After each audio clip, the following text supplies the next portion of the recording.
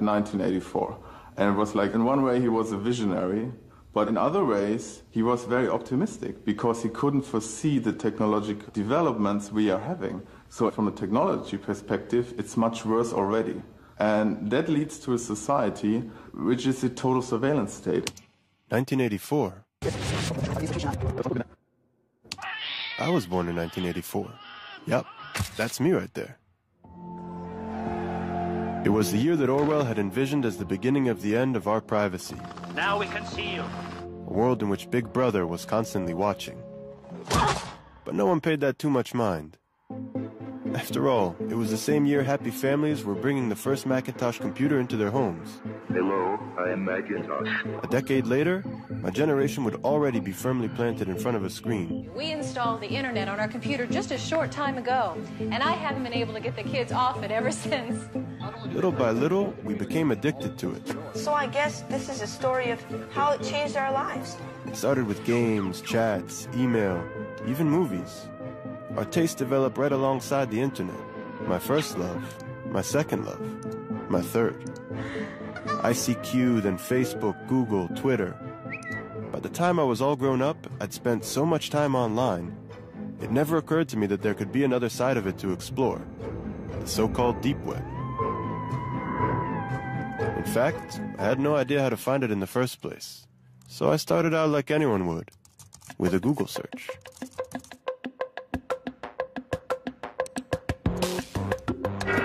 What lurks beneath the surface of the internet?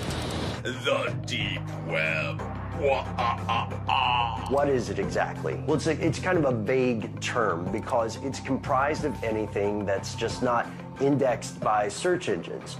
All right, unindexed. So Google wouldn't take me very far. If we want to compare the size, then one great analogy is that the surface internet, the stuff that's indexed by Google, that would be sort of like the tip of an iceberg. The tip of the iceberg. The majority of users can only access 1% of all the information the World Wide Web has to offer. The rest, deep beneath the surface, is known as the deep web. So the deep web is like an inaccessible data dump, filled by banks, governments, corporations. And then there's the invisible corner of it. There's the regular internet, and then there's something called the darknet, an underground system of anonymous websites that are untraceable. מה זה הדארקנט? אנחנו בעצם במשך הרבה מאוד שנים נמצאים במצב שכל מי שרוצה לעשות משהו בהסתר, לקנות סמים, לקנות סחורה גנובה. אלא בעצם מאוד קשה היה לבצע את זה בעולם האמיתי. כי בעולם האמיתי אתה צריך לפגוש את המוכר, ואז אתה גם צריך לשלם לו באיזושהי צורה כסף. כשאנחנו מדברים היום על הדארקנט, בעצם אנחנו מדברים על זירת מסחר חדשה. שוק חדש, שבו פחות או יותר הזהות של הקונה, של המוכר, וגם הכסף בעצם מוסתרים, נקרא לזה מהרשויות, או מכל מי שרוצה לנטר היום פשע או כל דבר אחר. You can find ways to launder money, hire a hitman, get guns. The deep web is used by many to buy fake identities. Websites offer green cards, driver's licenses, and passports. Some use it for more sinister reasons, such as human trafficking or drug exportation. אוקיי, אתה רואה? זאת מערכת הפעלה של האקרים. לא Windows, לא שום דבר בסגנון הזה. מערכת הפעלה שהיא נבנתה מראש בשביל צרכים של האקינג. Tel Aviv is a hub for cybersecurity types. So it wasn't hard to find Denor Cohen, a white hat hacker who dabbled in the gray zones of the internet for the good guys. The first thing Denor showed me is how vulnerable and exposed anyone using the open net is. ראית? הנה הסיסמה של הרשת. מדהים, אה? עכשיו תחשוב שכל הסודות שלך, כל הסיסמאות בנק, הג'ימייל שלך, הפייסבוק שלך, השיחות הפרטיות שלך, הכל נחשף עם הקשת מילה קטנה ואנטר. Circling the block, Denor could enter into practically anyone's computer within a 100-meter range. And just as a hacker could intercept my information on the open net, so too the police could use similar tools to monitor crime. תראה, אם אנחנו עכשיו נתקשר על גבי הרשת הרגילה ונתאם עסקת סמים, יש מכשירים שמנטרים אוטומטית את הרשת הזאת, אין בעיה של כוח אדם, לבוא להזמין אותך לחקירה מהירה. בדארקנט אין שום דבר שיכול לעצור בן אדם, עם מספיק זמן מלעשות כמעט הכל. אני רוצה שזה יהיה מאוד ברור מה זה דארקנט. אתה בעצם מתקין לעצמך סוג של תוכנה שמסתירה בעצם את הפעילות שלך. Well, you're going to need some software. One of the most popular is called Tor. Tor. Which originally stood for the Onion Router. The Onion Router. Onion Router. It was made by the U.S. Navy. How does Tor do it? Well, it takes your data and it bounces it around the world over several different data nodes. That way, no person or agency can figure out where the data came from or where the data is going. If you want to keep yourself invisible online, there is absolutely nothing better than Tor. It seemed unbelievable. Under cover of complete anonymity, sitting in the living room between episodes of your favorite show on Netflix, anyone could be pulling off the perfect crime, with no one the wiser. It took seconds to download and Tor was on my desktop. The door to the darknet was wide open. Goodness, this is quite extraordinary. Such a large rabbit hole. I'll just take a look inside. The question was, where to?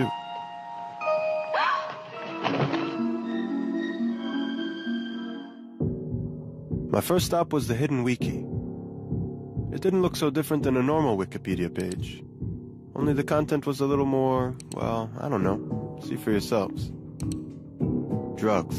Lots of drugs. Weed, cocaine, heroin, crystal meth. כאשר אנונימיות זה דבר מאוד קשה להשגה, ומאוד מיוחד להשגה, תור זה הדבר הכי קרוב שתקבל, וזה המון. אם הייתי צריך לעשות משהו לא חוקי, הייתי עושה את דרך תור. And the list goes on.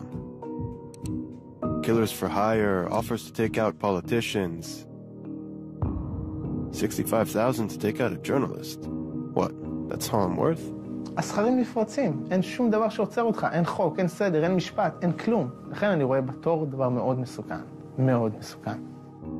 Drugs and guns were just the shallow end of the darknet pool, though. There were plenty of groups and community forums to satisfy humanity's darker desires. Neo-Nazis, obviously they'd carved out their own niche. Then there were the guys into animal torture, snuffed kids, pedophilia. The most bizarre place I stumbled upon, though, that would be the Cannibal Cafe. Serving humanity. I mean, seriously? אני יכול להגיד לך על ישיבות שהיו לי עם קצינים שתלשו שערות אחת-אחת. אין לנו מה לעשות מול הדבר הזה. זה פשוט סיוט. A modern-day virtual Sodom and Gomorrah. It sure looked like a nightmare. If the rules of the game were changing, then what were the police doing to catch up? And did they even stand a chance? Okay, רצים? אפשר? כן. מעניין אותי לדעת איך, אם בכלל, הדארקנט שינה את מפת הפשע, מפת הפשיעה. הפשע שינה את פניו. היום אתה רואה יותר ויותר שהפשע עובר מהעולם הפיזי לעולם המקוון. ולמה? ולו בגלל הסיבה הפשוטה שבעולם המקוון אנשים נוטים לחשוב שהם יכולים להיות יותר אנונימיים ולעשות עבירות בלי להתאפס. תיכנס לתוך הדארקנט, אני מניח שנכנסת, אתה רואה לצורך העניין בן אדם רוצה לרכוש X, Y או Z, לרוב הדברים שהוא רוצה לרכוש זה דברים שאסור לו להחזיק ואסור למוכר למכור, אם זה סמים, אם זה נשק, אם זה תועבה של קטינים, אם זה לקנות שירות, החל מהדבקה של מחשב, רנט ההאקר, וכלה ברצח. The list of cyber threats went on and on, but I kept wondering, is hiding your identity online a crime in and of itself? העניין הזה של אנונימיות. האם אתם רואים בזה דבר רע, דבר חיובי, או אתם אדישים לזה? תראה, התפקיד שלנו זה לאכוף את החוק. מי שקובע את הנורמות החברתיות במדינת ישראל זה המחוקק. אני לא חושב שזה המקום שלי להביע דעה אם אדם צריך להיות אנונימי או לא. אני כן יכול לומר שהאנונימיות היא לכאורה נותנת לאדם לחשוב שאם הוא יעשה עבירה הוא לא יתפס, וזה טעות, זה לא נכון. So was assuming that we could hide anything at all online just wishful thinking then? Could the police really find anyone and everyone hiding in the darknet? It took a considerable amount of digging and awkward questions before I found someone from the digital underworld who was willing to meet in person. Where could we meet in real life, though? Maybe I'd seen too many movies, but somehow an abandoned warehouse seemed appropriate. אני מאוד נורמטיבית, נכון? ואני כבר מבוגרת, וכבר יכולה להיות בגיל של סבתא, נכון? עכשיו, זה שזה אפל וכל מה שאומרים, פורנוגרפיה וסמים, בסך הכל זאת מדיה, זאת אומרת, זה שוק כמו כל שוק, שוק שחור אמנם. אבל זה בסך הכל אמצעי. זאת אומרת, אני רואה שזה דבר חיובי מאוד, אם אתה נאמן לעקרונות שלך. אותי לא תמצא משוטטת לא בפורנוגרפיה ולא לא בהימורים, כי הם לא מעניינים. אבל אולי ברוצחים שכירים, כן. מאוד כעסתי על זה שלא יכולתי לקנות איפה שרציתי, מוצר שרציתי. בדקתי באינטרנט, אמרו לי דפדפן תור מתאים. נכנסתי. אכן ראיתי, והעולם מרתק. זאת הפקעה שמכינים ממנה חשיש ביתי. יש הרבה שעושים את זה. קוקאין? קוקאין, זה גם. אז תשמע, הרופאים נותנים ריטלין, בשביל מה צריך קוקאין לא חוקי? על זה אתה כועס? אין מה לכעוס על זה. זו פלטפורמה.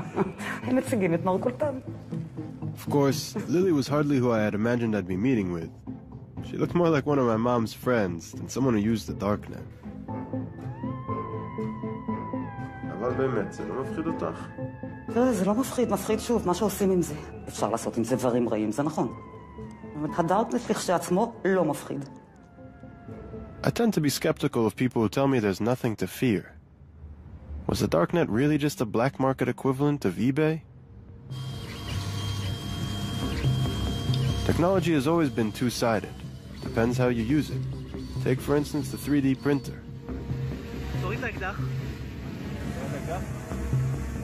Roit Cezanne had used one to print a 3D gun, whose model he downloaded from the darknet, and snuck it into a campus rally with one of Israel's biggest politicians.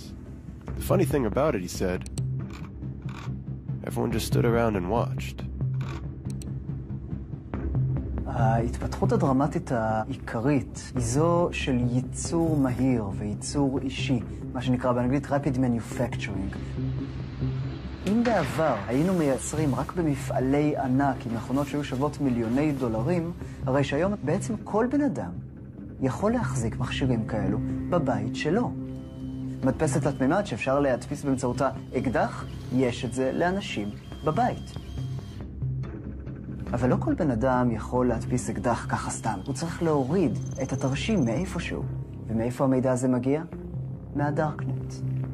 כל בן אדם שמוריד את האקדח יכול להסתכל עליו באופן וירטואלי במסך, יכול להחליט להעביר את הפין לפה, את המצרה לכאן, וליצור אקדח שקצת משופר. This is called the lower receiver. This doesn't have a serial number, and it doesn't require a background check. ואם הוא מגלה שהוא באמת עשה אקדח יותר טוב, מה הוא יעשה עכשיו? הוא יעלה אותו בחזרה לרשת. This is a ghost gun. מה שאנחנו רואים זו מגמה של death-killing, הפחתה במיומנות הנדרשת להשגת מטרה מסוימת. אתה רוצה לסנטז אצלך בבית חומרים כימיים שונים? אתה יכול להוריד את התרשים שמסביר למדפסת איזה חומרים לערבב ביחד כדי להביא לתגובה כימית וליצור מורפיום, או ווליום, או מריחואנה, או אבק שריפה, או ציאניד. מתקן יעשה את זה בעצמו בבית. אבל אני רוצה לקחת אותך לכיוון השני. חברות תרופות מוציאות תרופות בעלות אסטרונומית, וחולים לא יכולים להרשות אותם לעצמם. אנשים שיש להם את היכולת, למשל, להעביר תרשימים של יצירת תרופות בבית, יתחילו לעשות את זה בעשור או שניים הקרובים. יקרה בדיוק מה שקרה עם האקדח המודפס. הם התחילו לשפר תהליכים. כל בן אדם ישתתף במהפכה הגדולה הזאת של החלפת המידע, זיווג של רעיונות חדשים. הדארקנט יכולה להיות המקום שבו כל רעיון ישן יתערבב אחד עם השני, כמו שאמר מאט רידלי, בעצם הרעיונות יעשו סקס אחד עם השני, וילדו רעיונות חדשים ומופלאים. ההירתמות הזאת לא מתרחשת באוטוסטרדת המידע הרגילה, מכיוון שמאבקים הגדולים באמת תמיד דורשים הרס יצירתי. וכאן אתה רואה בעצם את החשיבות של הדארקנט, שמאפשר את הנתיב להעביר מידע, והמידע הזה הוא יכול לעורר מהפכה. Revolutions brewing in secret. Wasn't that exactly the type of thing that those in power generally wanted to prevent? The darknet had already attracted the U.S. government's attention. The FBI has effectively smashed the hornet's nest, and we are in the process of rounding up and charging the hornets.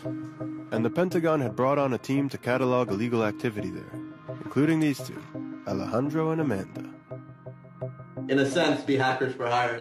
Our job is to sort of get around a lot of the hard stuff on the dark web and sort of bring it to light. So we could find the pedophiles, we can find the people that are hitmen for hire, all that kind of stuff. Yeah. Communicating this stuff with the Tor project and communicating some of this stuff to law enforcement. Because the creators of the Tor project don't want to facilitate child exploitation, right? Let's be very clear about that. Do you think that some things deserve to stay in the dark, or does everything need to be in the light? Yeah, that's a great question. I mean, on some level, I think anonymity is extremely important. I think there's certain things that,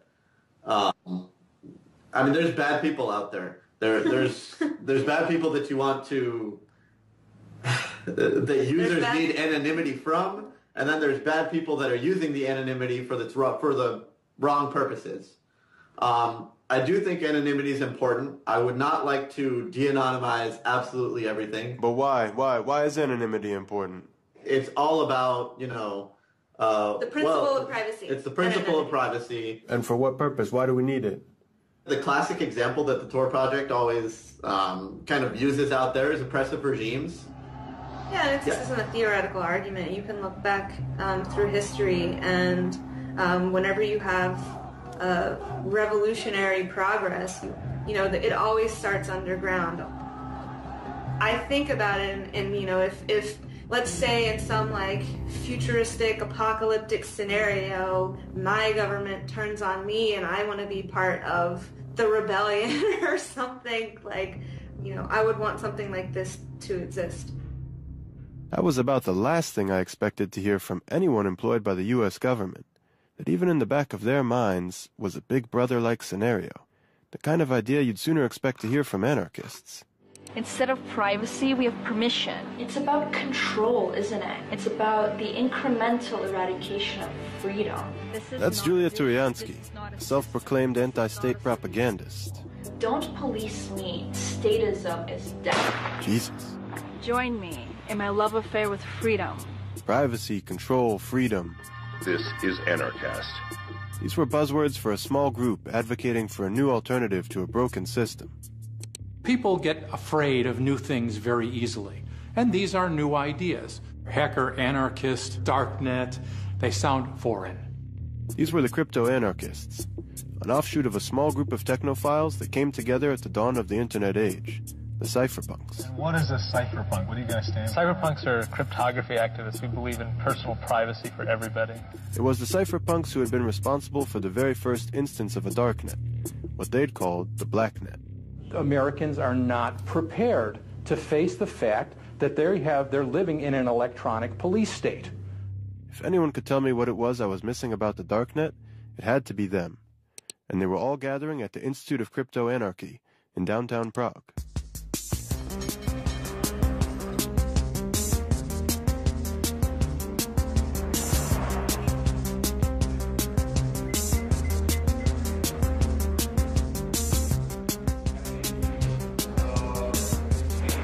Police represents tools and ways how to protect our freedoms against authoritative tendencies in political and social institutions.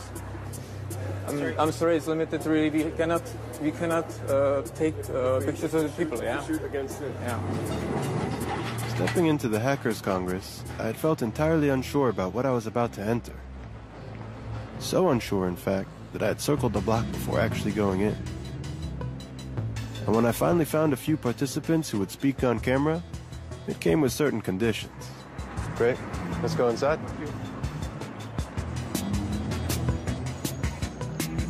So when you're all set, you can have a seat. Thanks. So what's with the mask? What's with the gap? Well, I think it's very important that you keep your privacy today, and you have a lot of, facial recognition outside. We're living in a time and age where automatic computer algorithms are searching all media for faces. And I don't really want my face to be everywhere I am. If you want to meet me, if you want to see me, come and meet me in person. So I'm not the media guy. So how do you refer to yourself? How do you identify yourself? Well, in this context, call me smuggler. And what does your mom call you? Dad, I won't tell you. Ask my mom. The reason we want privacy, fundamentally, is it because it allows free human action according to our own will. Humans develop when they use their own mind and make their own choices, good or bad, and they deal with their own consequences. That's how we grow. You have to be able to screw up without getting slammed. And when there's somebody looking down at you, when you have to be afraid, when you have to lower your voice to talk about certain things, you are squeezing out human development, human evolution. I think nowadays it's a much more subtle way of totalitarianism. On the outside, you have all these freedoms. You can wear whatever you want, you can do whatever you want, you can be gay, it's all fine. You know, like we are free people. Earlier, totalitarian systems, it was much clearer to people that you're not free. And now it's like you're this happy consumer who can, you know, watch all the movies on Netflix, but as soon as you're really trying to push a little bit to change the system, you're being attacked. And all the other ones say, yeah, what's your problem? You know, just like me on Facebook. When we're sitting in front of the computer in our own homes, we're in the environment that we usually associate with privacy. But what we're actually doing is we're shouting things from the rooftops. Without protecting ourselves, we have just opened our private living space to the whole world. And that is why I say, be careful. What you're doing right there is something you wouldn't do if you would really understand what you're doing, because you're not doing it in any other way of your life. I've never been particularly privacy-minded. When I open an app on my phone, I'm not exactly thinking about where that data might end up. Facebook, Google, they're surveillance systems. Anytime you use a product that's free, okay, somehow that company has to pay its employees. So that means you're not really the customer, you're not paying them. And that means you're the product. I'm not going to stop using Facebook. I'm not going to stop using Google until they start hunting people down and killing them. The idea that my generation would suddenly stop using social media seemed a little crazy, which is more or less how my friends saw it too. I mean, it is fucked up that you can't just, like, say whatever you want. I guess I've accepted the fact that I'm being tracked. I'm not doing anything illegal. Not on the internet. If I have nothing to hide, why should I be afraid? I'm thinking if I have anything to hide. Your privacy is not violated in the moment that somebody takes your pictures and posts them online. Privacy is violated in the moment somebody is interested in your pictures and stores them. That is where the violation happens. Somebody grabbing your data and just storing it because he might want to use it. And it's this threat of a might that we are all subconsciously aware of.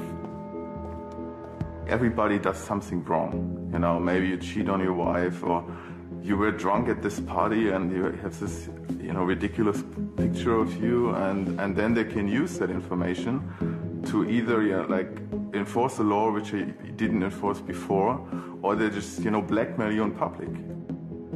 When you're in a state where you have no privacy, where you have no anonymity, you're always worried about somebody looking in, somebody who's going to either physically punish you or say bad things about you behind your back or shame you. Shame among humans is like the weapons of mass destruction. So what is it that we need to do to preserve our freedom? Start wearing masks? Throughout this 3D printed fashion show, I kept thinking about how paradoxical it is to believe we could only really be free in hiding. Especially in the West, where we're so used to exposing everything. I had been in Cairo during the Arab Spring, at the same time that Shira Frankel was writing about the dramatic events there. Hey, Shira. Now she was writing for BuzzFeed about encryption technologies, like Tor. In the West, we have this idea that the dark web is dark and evil and all things nefarious, where in the rest of the world, it's not called the dark net, and it's not thought of as this evil meeting ground. It's thought of as a place for them to exchange information in a free and safe way. I've met with LGBT activists in countries in Africa and in the Middle East who consider it one of their only remaining safe havens. And when I say to them that, you know, in the U.S. we call it the dark net, that's what our politicians call it, they laugh and they think that's an insane idea. And they go, but this is where we're safe. This is where we talk. This is where, you know, I can be myself in a safe way. So there are large parts of the world where just being yourself online is enough to get you arrested. So for those people who know that they aren't safe online, that they aren't safe to just send emails or be part of Facebook groups, encrypted technologies can mean can be a lifesaver, actually. I could understand the need for the darknet while living under a dictatorial regime, but freedom is a fundamental part of democratic societies, isn't it? אנחנו נמצאים היום במפגש בין שתי צורות שלטון מתחרות. זו שבה האח הגדול הוא זה שמנהל את החיים לתושבי המדינה, ומהצד השני, שלטון ההמונים. השלטון מנסה להבטיח את ביטחון האזרחים ואת הביטחון שלו עצמו. כדי לעשות את זה, הוא חייב לעצור את האיום שטומנים לו הזאבים, הטרוריסטים, האנשים שרוצים להפוך את השלטון בכוח, ולפעמים גם האנשים שרוצים להפוך את השלטון לא בכוח. השאלה היא איך השלטון יכול לעצור את הטרוריסטים ואת הפושעים בלי לפגוע גם בחופש הדיבור. ולשאלה הזאת אין עדיין תשובה טובה. מה אתה עושה כשהחובה שלך היא להגן על המדינה, ואתה רואה שהאיום כל כך גדול? אתה נכנס להיסטריה, ואתה מתחיל לעקוב אחרי כל דבר וכל אחד. כי אם אפילו טרוריסט אחד עובר בין האחורים שברשת שלך, אתה יודע שהאיום שהוא טומן הוא כל כך גדול, שאתה לא יכול להרשות לעצמך את זה. If one terrorist was enough to make us hysterical, 19 of them was enough to set the world on fire. Within months of 9/11, the U.S. Congress would pass the Patriot Act, and the NSA would begin the mass surveillance programs it had sought to enact for years. I take the threat of terrorism seriously, and I think we all do. It would be over a decade before Snowden revealed that the NSA hadn't just been tracking terrorists. They'd been following millions of innocent Americans as well. I think it's really disingenuous for the government to justify programs that have never been shown to keep us safe, but cost us liberties and freedoms that we don't need to give up. When I came back to the U.S. and I spoke to people about the Snowden files, a lot of them sort of shrugged their shoulders and were like, well, what do you expect? Of course the government's doing this. Of course the government's monitoring us in these, you know, X, Y, and Z ways. And so I thought that was interesting, that on the one hand, here were these files, this cache of documents that was going to reveal in an unprecedented way what the government was doing to spy on us, and at the same time, here were Americans shrugging their shoulders and being like, so what? They say they want the information because it's good for you. Well, there's a problem with that. Number one is that they just collect everything they can and get everything they can because they can, and because, to be honest, if you're in government, if you're doing that type of work, the odds are very high that you have sort of a control bias psychologically. They like control. They want to think everything, if something bad could happen if we don't control that. Well, something bad could always happen. So when you take that as a standard, there's no end. בתמסורות פנימיות של ה-NSA, אנחנו יכולים לראות שהשלטון וה-NSA כבר התחילו להעביר מסמכים פנימיים ביניהם, שמלמדים את הסוכנים שלהם מה הפגיעויות, לא של טרוריסטים, של מטיפים מוסלמיים. כשהשלטון ממפה מה נקודות התורפה של מטיפים מוסלמיים, מצביע על אחד מהם ואומר, הוא גולש בפורנו באינטרנט.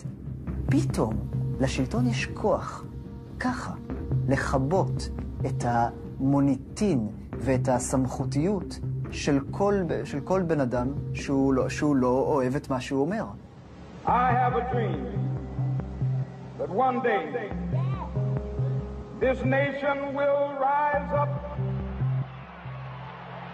אולי אני רק אומר שיכול להיות שגם המטיפים החשובים ביותר, גם מרטין לותר קינג, שאגב בגד באשתו על ימין ועל שמאל ועישן באופן סדרתי, דבר שהוא הסתיר מהציבור עד כמה שהוא היה יכול, אם הוא היה חי היום והוא היה מתחיל את אותה מהפכה של לתת זכויות לשחורים באמריקה, השלטון היה יכול לכבות אותו בכזאת קלות.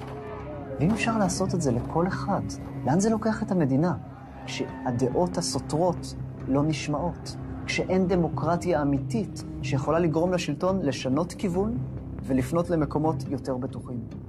זה מוביל אותנו למקומות רעים מאוד. If that was the case, then where would the next Martin Luther King be able to spread his message? For the crypto-anarchists gathered in Prague, the answer was clear, in places like the Darknet. Only for them, spreading the message was just step one. The next step was how to build systems that exist outside of government control altogether.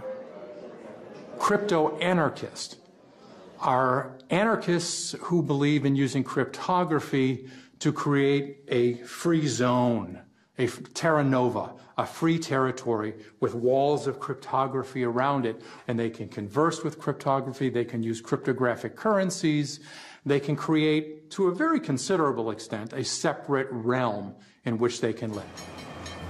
How would this separate realm operate, though, if we're still completely dependent on the state? What the state provides is lots of bureaucracy, senseless work that I have to do every day, like to go to offices and to undergo all these taxes and so. But states also provide basic needs we have, like the safety, security, roads and everything, but all of these things can be provided privately by means of decentralized tools. So everything can be provided by global providers or provider from totally different country. The national borders are not making sense in this surrounding, because on deep web it totally doesn't matter where you join from. So then the alternative to the state in systems growing in the deep web was a call for revolution? With that thought in mind, I finally managed to catch up with Julia Turiansky, whose flashy YouTube clips had brought me to Prague. But you cry, prove anarchy works, and we say, welcome to anarchy, population everyone. Could it be that our anarchistic ideas sounded a little more grounded in person? I think people need guidance, people need governance in some degree, but the difference is that governance doesn't have to be forced upon people. As long as you can opt out and leave, then that's morally, it's morally in line with an anarchist philosophy. So yeah, I'm not naive. I don't think there's going to be some grand collapse and we're going to have beautiful anarchy. I think it's about creating those little communities for yourself and finding locations where you are able to opt out, which are becoming more diverse and more dispersed and more available. One of the systems that the crypto-anarchist community was already using to opt out was Bitcoin, a cryptocurrency that allows you to conduct anonymous transactions online and has already gained an international following.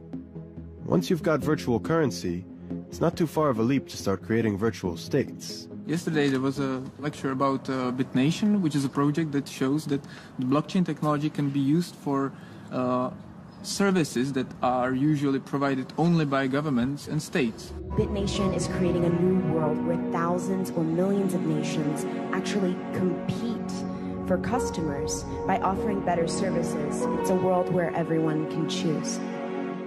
BitNation is a nation, which means connecting people who share familiar, similar values, etc., together without a state, right? So I would call BitNation a stateless state. If you dissociate governance with territory, you don't need to fear for your own governance principles. Alongside the stateless state would come online crypto markets for everyday goods. Essentially the family-friendly version of what I'd already seen on the Darknet. There will be decentralized, anonymous crypto markets that will be technically impossible to shut down these markets by the government. Financial and social system will collapse. Yeah. There is no rational approach how social system can survive, especially if you have so many old people and only few young productive people. So I think the government social system will collapse. So this can be a good point to switch to something completely new. Government collapse, parallel systems to replace them. The crypto-anarchists traced it all back to the cypherpunks and what they'd written in 1988. You look at the cypherpunks and the things they were writing before the technology was there, and now the technology is here. I mean, how happy are they? Like, they were right. Reading their writings felt like reading some sort of sci-fi prophecy. Privacy is necessary for an open society in the electronic age. Everything that they said would happen almost 30 years ago was actually happening in the here and now. Bitcoin, building anonymous systems with electronic money. WikiLeaks, crypto-anarchy will allow national secrets to be traded freely. The Darknet, systems which allow anonymous transactions to take place. Crypto markets, an anonymous computerized market will allow illicit and stolen materials to be traded. They even predicted the way that governments would respond to these developments. The state will try to slow the spread of this technology, citing national security concerns.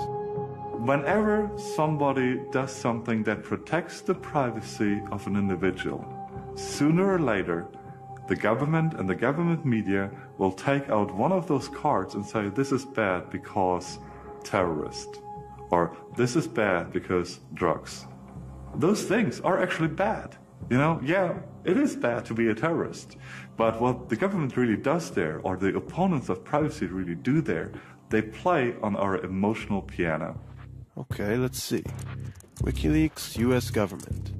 The United States strongly condemns the illegal disclosure of classified information. It threatens our national security. If this becomes a standard currency, it could radically and dramatically transform the role of central banks. A few years ago, we learned of an underground website called Silk Road. Our push for increased funding aimed at fighting cyber drug dealers. The Silk Road had been synonymous with the Darknet. Until the U.S. government shut it down, it had been the largest market of its kind, moving $1.2 billion in product, mostly drugs. The biggest criminal trial in the history of the internet is over this morning. The mastermind of the Silk Road website was sentenced to life in prison without parole. For the crypto-anarchists I met in Prague, Ross Ulbricht wasn't some sort of drug kingpin. Instead, he was the most visible victim of the government's efforts to kill off the darknet crypto markets by making an example out of him. If you look at the history of cypherpunk crypto-anarchy, that's actually one of the first real-world examples of a counter-economy in operation, and it was hugely successful.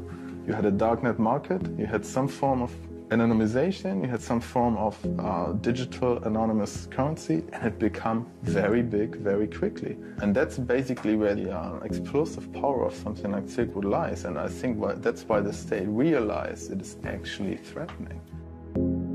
Silk Road was threatening the status quo.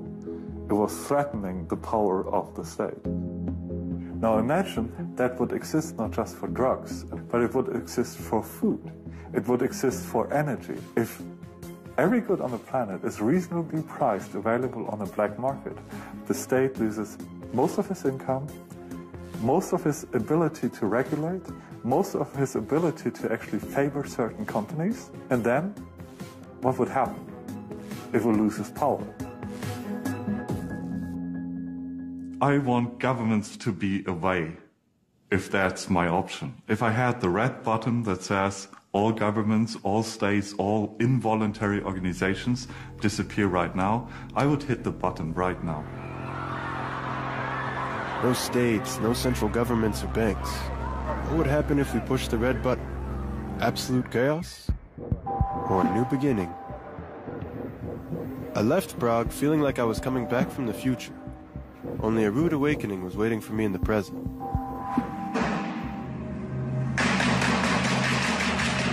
2 attacks in Paris, 1 in the US. Oh my gosh. Downed plane in Egypt. Didn't we need stronger protections against these guys, even if it meant sacrificing some privacy? You can't have 100% security and also then have 100% privacy and 0 inconvenience.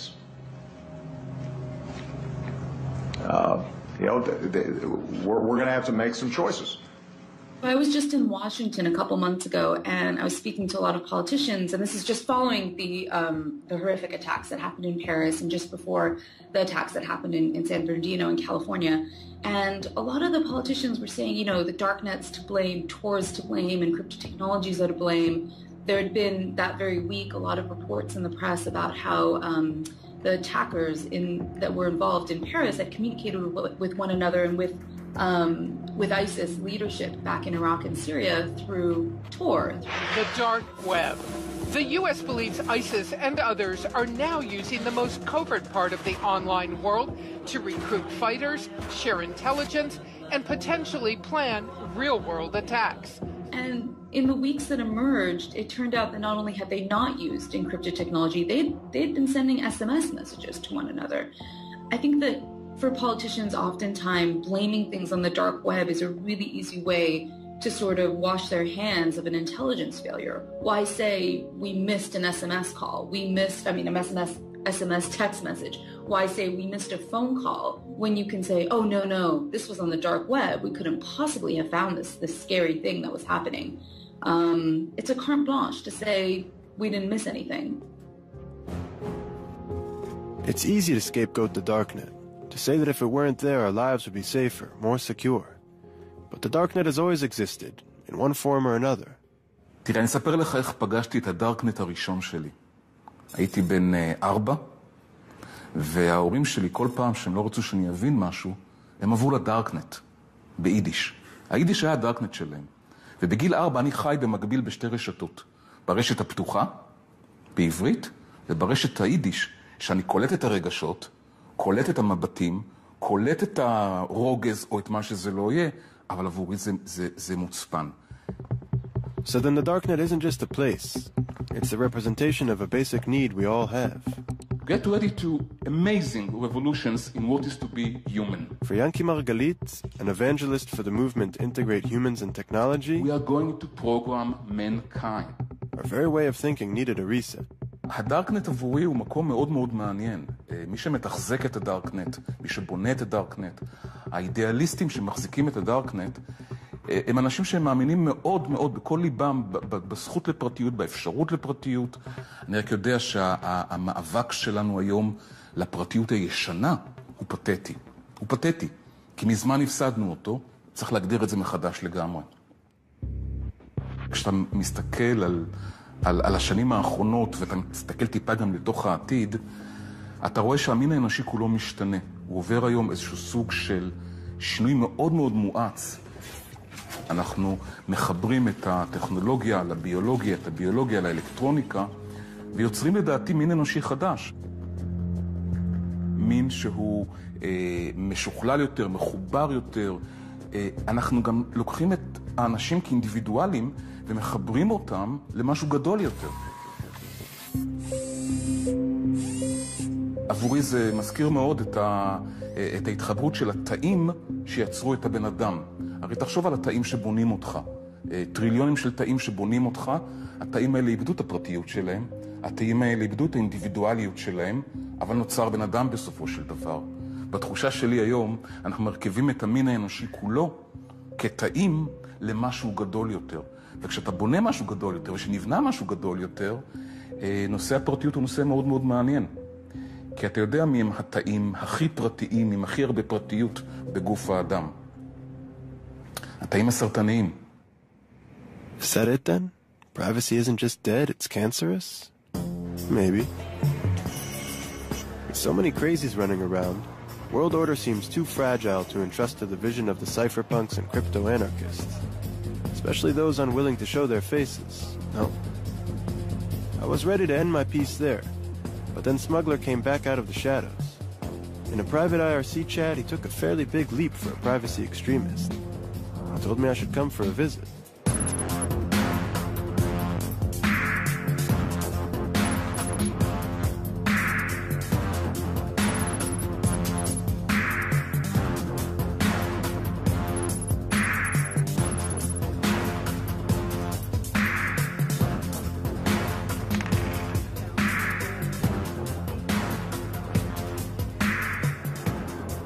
Riding around the streets of Berlin with two guys in masks made me a little uncomfortable, even if we'd already met once before. What must have been going through the taxi driver's head? Think about it, like psychologically, why you were nervous. And I mean, look at you, okay? But fear can be a misleading emotion. What was I supposed to be afraid of, really? The cancerous cells? Or giving up our privacy and individuality to become one big organism? You can make all people work the same ways. And we see that in nature as well. Farming, for example. You know, if you're using all the same methods, all the same crop, all the time, sooner or later, your farming operation will break down because reality depends on diversity to become stable. Cut off camera here. Yeah.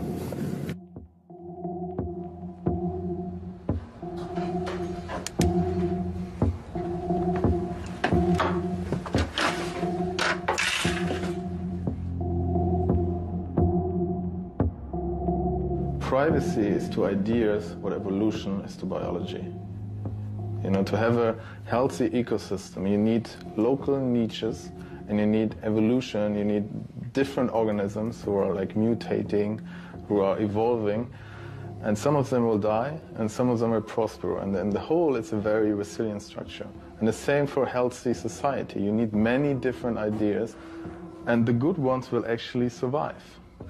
And if you think about this future of all humanity being one organism, going one direction, one bug kills the whole thing. Right. And it's game over. And that would be worse than our fears of nuclear war have ever been. I mean, imagine what we had with the Third Reich in Germany. Imagine just the Third Reich globally. No other countries stopping it. What the fuck, you know? For all our forward progress, all the benefits of our interconnected world, is history truly just bound to repeat itself? We're entering a future that our parents couldn't imagine. What will be the result of that is up to science fiction.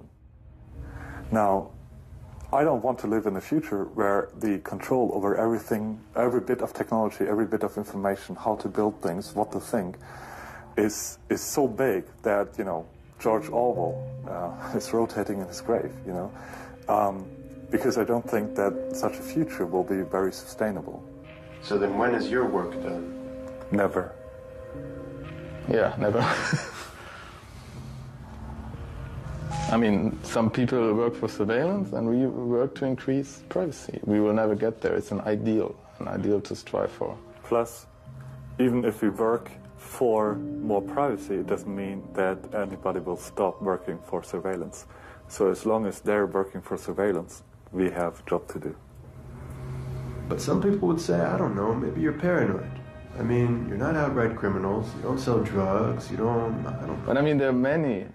I think the whole discussion, it's weird how the discussion got so reframed that we are actually the ones who have to do the defending. You know, why do you have curtains in your flat? Why do you lock your door?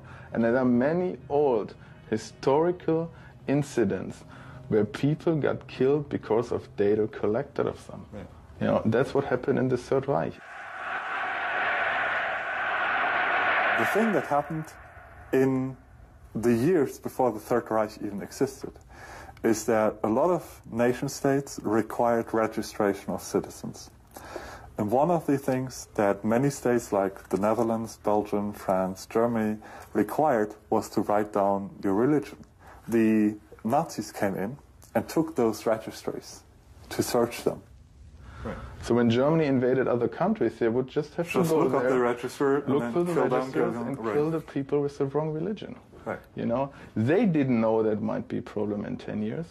Most of them never believed it.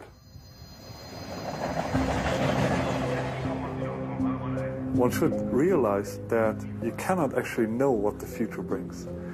You cannot even make up the shit that's happening on the world today, let alone in 5 years. Leaving the container, I turned my phone back on and found my way to the train via Google Maps. I pulled up Gmail to send off the article to my editor and wondered how I could sum it all up. Where did the rabbit hole lead me to? The darknet wasn't the great evil I'd been led to believe. If anything, it seemed it might be the only place left for us to escape the increasingly watchful eyes of Big Brother. A place where we could shed our old identities and begin to create new ones, even new worlds. A place where we could know real freedom. Only here I kept returning to Smuggler's words as I left the container, that most people don't want real freedom at all.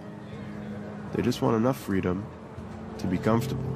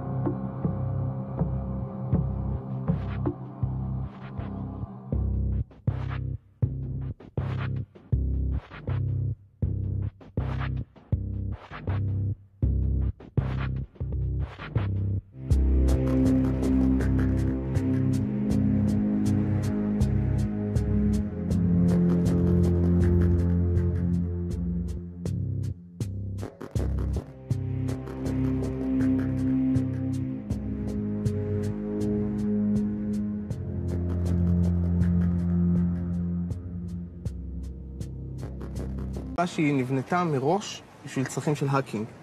Tel Aviv is a hub for cybersecurity types, so it wasn't hard to find Denor Cohen, a white-hat hacker who dabbled in the gray zones of the internet for the good guys. The first thing Denor showed me is how vulnerable and exposed anyone using the open net is.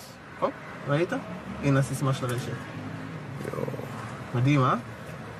עכשיו תחשוב שכל הסודות שלך, כל הסיסמאות בנק, הג'ימייל שלך, הפייסבוק שלך, השיחות הפרטיות שלך, הכל נחשף עם הקשת מילה קטנה ואנטר.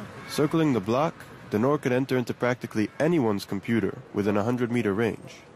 And just as a hacker could intercept my information on the open net, so too the police could use similar tools to monitor crime. תראה, אם אנחנו עכשיו נתקשר על גבי הרשת הרגילה ונתאם עסקת סמים, יש מכשירים שמנטרים אוטומטית את הרשת הזאת, אין בעיה של כוח אדם, לבוא להזמין אותך לחקירה מהירה.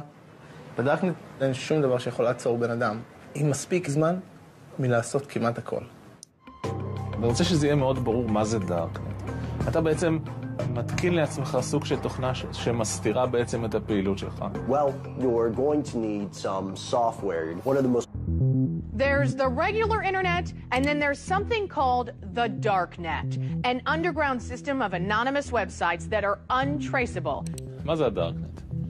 אנחנו בעצם במשך הרבה מאוד שנים נמצאים במצב שכל מי שרוצה לעשות משהו בהסתר, לקנות סמים, לקנות סחורה גנובה. היה לו בעצם מאוד קשה היה לבצע את זה בעולם האמיתי. כי בעולם האמיתי אתה צריך לפגוש את המוכר, ואז אתה גם צריך לשלם לו באיזושהי צורה כסף. כשאנחנו מדברים היום על הדארקנט, בעצם אנחנו מדברים על זירת מסחר חדשה. שוק חדש, שבו פחות או יותר הזהות של הקונה, של המוכר, וגם הכסף בעצם מוסתרים, נקרא לזה מהרשויות, או מכל מי שרוצה לנטר היום פשע או כל דבר אחר. You can find ways to launder money, hire a hitman, get guns. The deep web is used by many to buy fake identities. Websites offer green cards, driver's licenses, and passports. Some use it for more sinister reasons, such as human trafficking or drug exportation. אוקיי, אתה רואה? זאת מערכת הפעלה של האקרים. לא Windows, לא שום דבר בסגנון הזה. Popular is called Tor, which originally stood for the Onion Router. The Onion Router. Onion Router. It was made by the U.S. Navy How does Tor do it? Well, it takes your data and it bounces it around the world over several different data nodes. That way, no person or agency can figure out where the data came from or where the data is going. If you want to keep yourself invisible online, there is absolutely nothing better than Tor. It seemed unbelievable. Under cover of complete anonymity, sitting in the living room between episodes of your favorite show on Netflix, anyone could be pulling off the perfect crime, with no one the wiser. It took seconds to download and Tor was on my desktop. The door to the darknet was wide open. Goodness, this is quite extraordinary. Such a large rabbit hole. I'll just take a look inside. The question was, where to?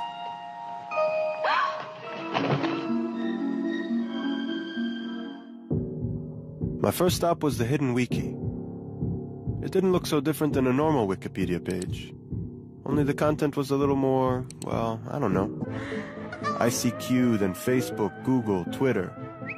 By the time I was all grown up, I'd spent so much time online, it never occurred to me that there could be another side of it to explore, the so-called deep web. In fact, I had no idea how to find it in the first place, so I started out like anyone would, with a Google search.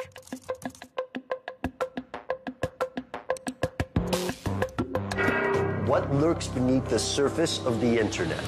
The deep web.